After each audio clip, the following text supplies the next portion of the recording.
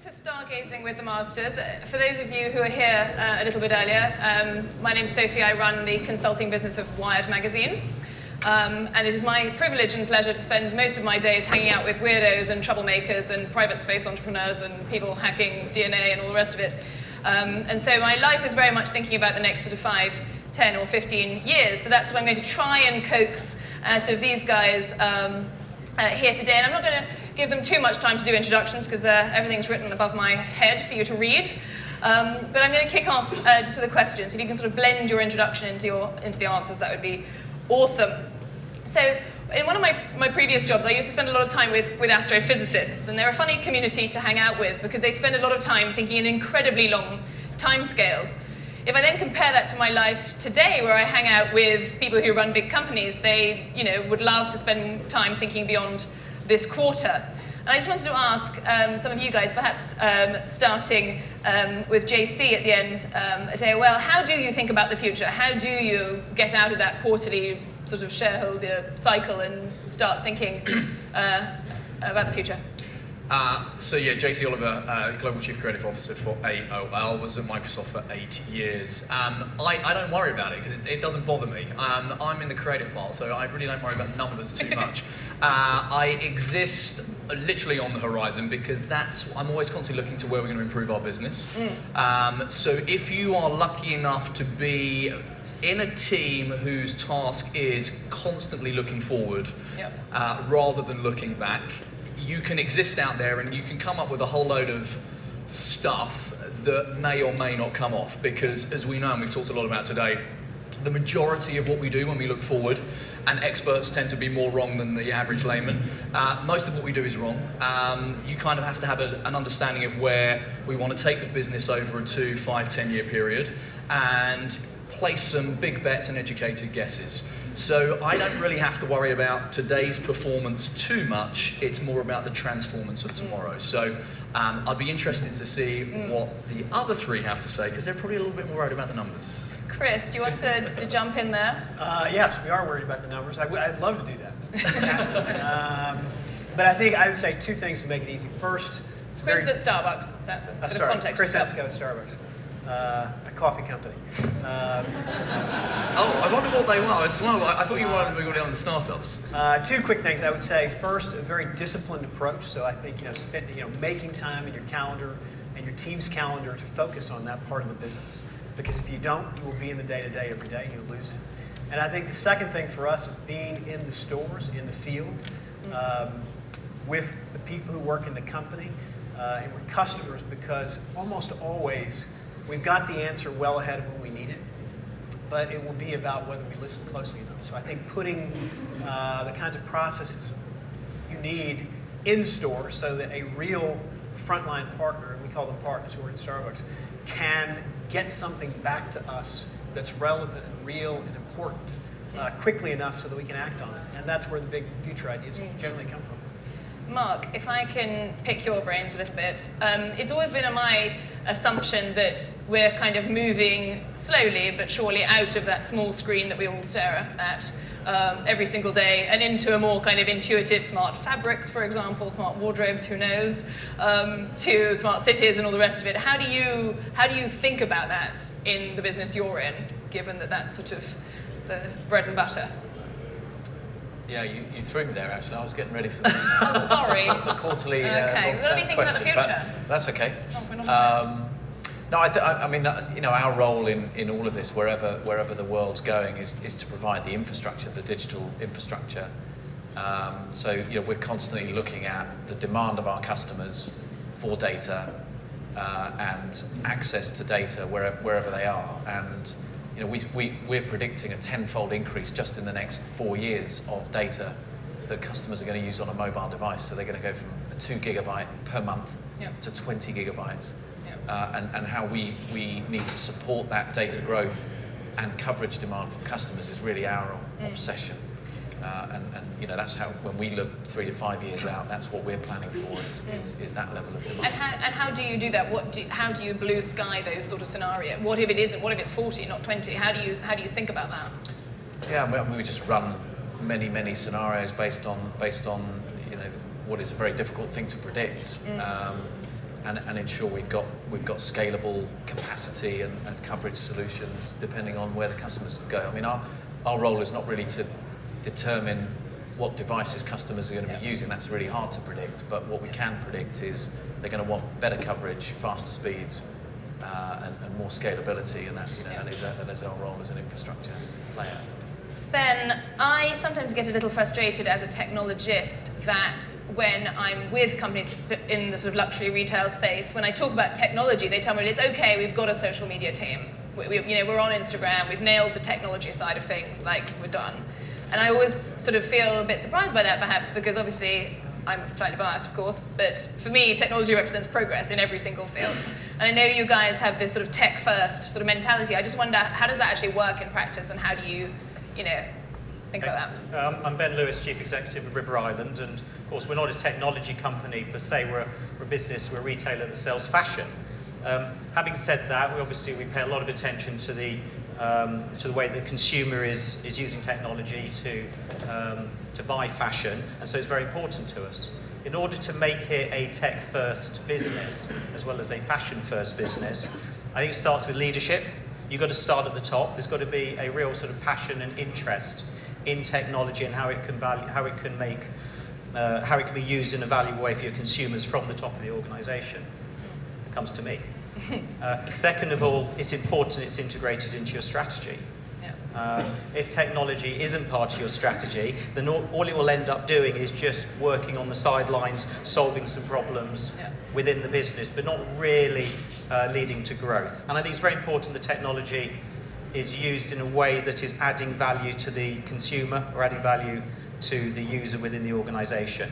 In other words, it's got to come from the consumer, it's got to come from the user, and therefore it's got to be usable and value adding. Chris, I remember very recently looking at your roastery stuff. I'm very interested in the future of kind of real estate, of space, of how we're going to interact with place and not just be existing in some sort of VR universe. Can you tell us a bit about the roastery stuff and what that means and how you fit it into the strategy? Because we don't have one in the UK, do we? As far as you don't yet. No. You don't yet. I think. So I think we are. I think I was kind of responding, thinking about Ben's comments, but I think we're all technology companies. Yep. Every company, even a coffee company, is a technology company. That's probably the most important recognition, so that you can build the kind of infrastructure you need to deliver that. But I think anymore, even coffee companies are experience companies, and people. So much of our business has been focused on convenience, right? How to get somebody in more quickly through a queue, and with their coffee and out the door. And so much more now is based on, so I think that's the first need.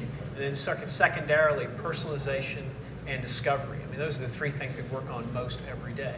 And this discovery piece has become a big part of the conversation as of late, I think, because particularly the coffee business, I could look at all those startups. People are much, much more interested in knowing much, much more about what they're doing every day. And we built a commercial retail roastery in Seattle. We'll bring several of those across the world over the course of the next few months. But it gives people an opportunity to come into a retail store and get much closer to a product. Most people don't even realize coffee is roasted, remarkably.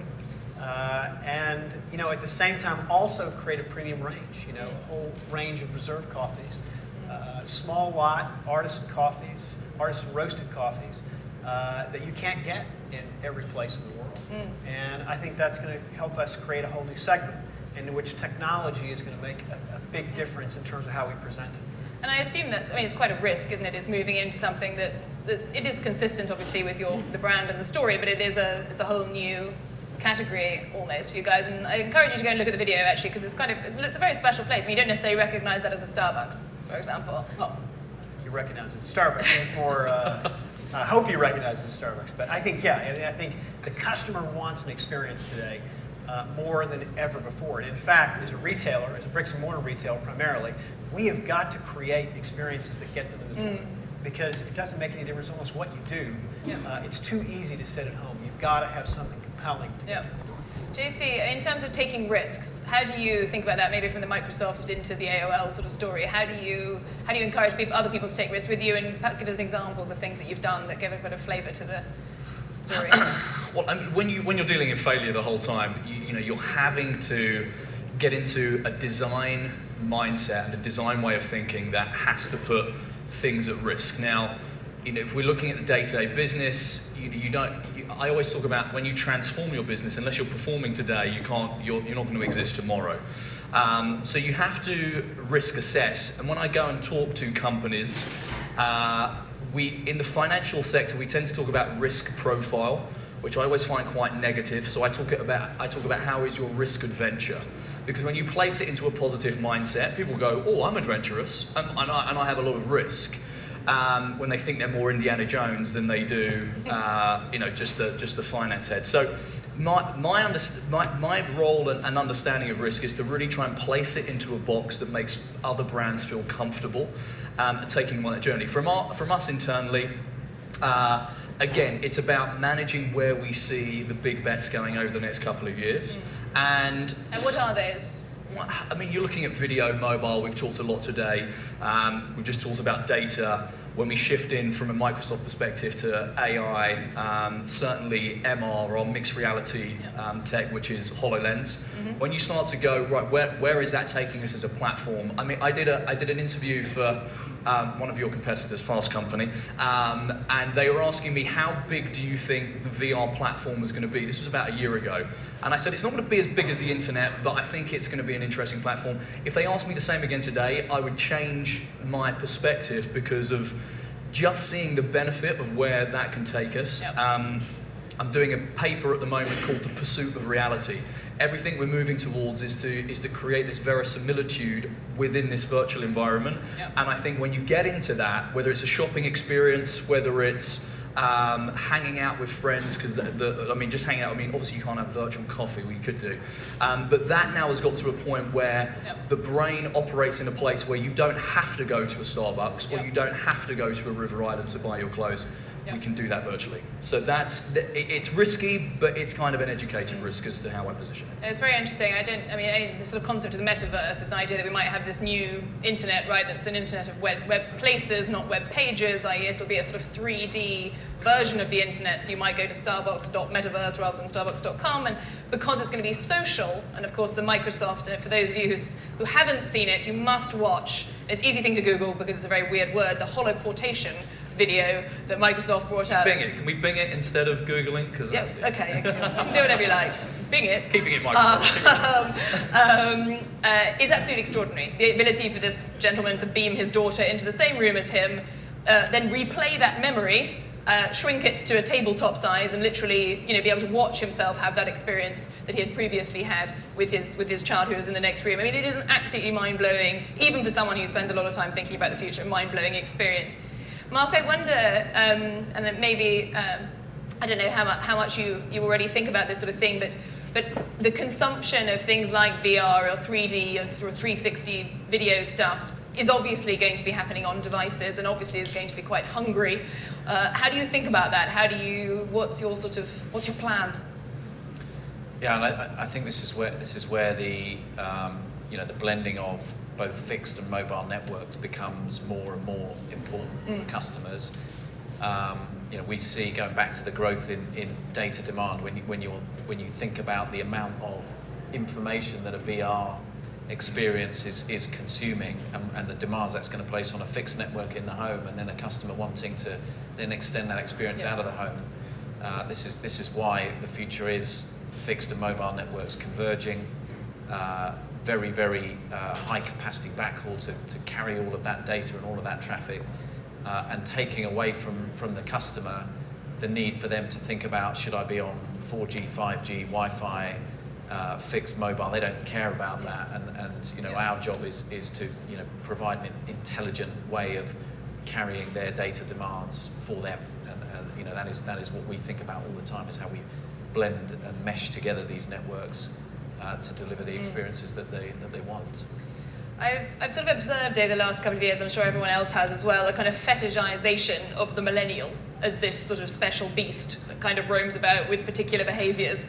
And I was sort of slightly feel a bit sorry for them in a way, because you sort of tell them who they are all the time without perhaps listening enough. Ben, what have you learned about this sort of next generation of consumers? Chris pointed out a little bit about the fact that people have got much more an interest in learning about what they're doing and what they're consuming. I just wonder what your what your sort of lessons have been, or indeed into the future? Well, we do it instinctively because the majority of our customers are young and the majority of our staff and colleagues are young. So really for the last 50 years that we've been selling young fashion, we've been tapping into a young mindset anyway. So for us, this idea of studying the millennial is somewhat anachronistic. We just don't even think about it that way. We're constantly reading and listening and thinking about and reacting to what is happening for and the what have you customer. learned? What have you observed over the last, 18 months or so that perhaps is different? I'm in the fashion business, which means that there are trends and the trends change, and we're ready for that change. If you're after some specifics, I can talk anecdotally. I mean, I recognise that a lot of teenagers don't answer phones, pick up voice messages. They don't use email. And I've got a nephew whose voice messages don't leave a message because I won't listen to it. So I think there are some real sort of changing consumer habits. But for us, that's just business as usual. We've always seen these changes, and we just have to continue to move with the times as we always have done. Chris, how do you think about the millennial as it roams around? Like Ben, we've got a lot of millennials, and 70% of the people who work at Starbucks are millennials. I would say two things. Authenticity, which is completely overused in the world today.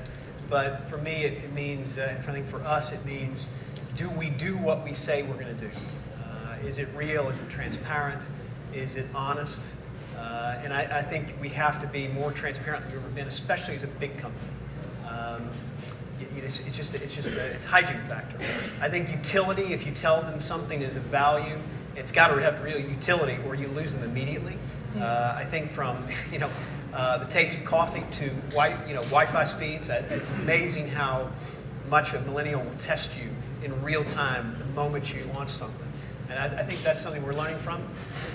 And then maybe just one-to-one. I think we know that that's how all of us today, actually, we talked about reviews earlier, share information, but millennials more than anyone, they believe their friends.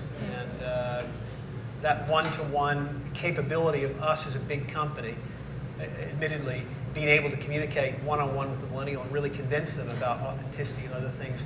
Are they getting what they really believe they're getting? That is how marketing spreads today. We know that. That's mine. I was going to make a point. It was interesting. We've got a team at AOL called The Hive, where we invited a load of youngsters in who have profiles, and one in New York I was with recently called Girl with No Job, and she gave a great account. She said we're like millennials are in a zoo. Yeah, it's like you feed us and then see what we do. But the interesting point I found was when we talked about Snapchat, she was like, the Gen Zers, the velocity of change with Gen Z is much more exponential than millennials. And what I took from that was every generation, whether you're baby boomers, Gen X, Gen Y, when you look at the next whatever category we call it, you always think they're moving faster and they make quicker decisions. So the millennials look at Gen Zers and go, holy shit, these guys they don't even stay on one platform for longer than 2 minutes. And it's interesting how it always moves down, whatever we come up with after Gen Z. So I think the fetishization, could I say that correctly? We always fetishize the next people down just by virtue of the human condition, I think. Yep. So to wrap up, a couple of words from each of you on the kind of technologies or the things that are most exciting you right now. JC, go. We've talked about it a lot today, but AI and VR, I think it's going to drastically and fundamentally change the business of how all of us do business, just from a platform perspective. As I say, that whole new reality, whether you want someone to shop for you in store and you're walking around a virtual store, I think it's going to be beyond what we can actually see at the moment. Yep. So for me, that's the key. Ben, any initials that you want to reference? Yeah, there's a lot of discussion in the retail industry around personalization and AI. I'd like to park that and say actually what I'm most excited about is innovation in supply chain. And the ability to make things quickly, cheaply, and keep inventories low, and of course that does feed into personalization as well. Awesome. I mean, I love the virtual reality stuff because I think you can take people on a journey that you can show them things they just can't experience in any other way. In a shop, at home, elsewhere, content creation through that is going to be big. I love this idea of the personal assistants, Viv, what they're doing now through Siri, the whole Siri idea. I think that's got big implications for us as retailers if we can somehow get involved early and then I think delivery is in its earliest days of what's possible there. So I think those are exciting. Mark? 5G, VR, and anything that helps me jump over my 20 years of legacy IT and 6 months to specify something and then 12 months to deliver it. So anything that can help us jump over all of that stuff and do things faster. I love those things. Awesome. Well, thank you very much, guys. And it is my pleasure to close today's conference. So thank you to all of you as well.